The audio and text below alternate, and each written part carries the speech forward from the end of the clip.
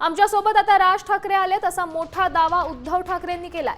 शिवसेनेच्या मुखपत्राला दिलेल्या मुलाखतीत त्यांनी हे भाष्य केलंय। तसंच ठाकरे ब्रँडची पाळमुळं महाराष्ट्राच्या मातीत घट्ट रुजली गेली आहेत। सदा सर्वदा ठाकरे म्हणजे संघर्ष असल्याचं त्यांनी म्हटलंय।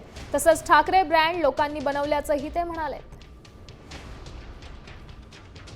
तुम्ही जो ठाकरे वाऱ्यांचा विषय काढला तर ठाकरे हे वारे नाहीयेत।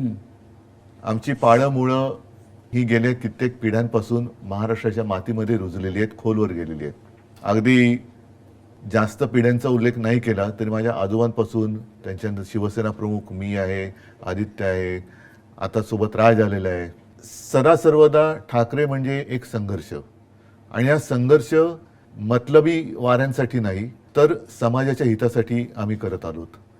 त्याच्यामुळे आम्ही सत्तेत किती काळ राहिलो यापेक्षा सत्तेच्या विरोधात म्हणण्यापेक्षा जे काही अनिष्ट आहे त्याच्या विरोधात आम्ही संघर्ष करत आलो।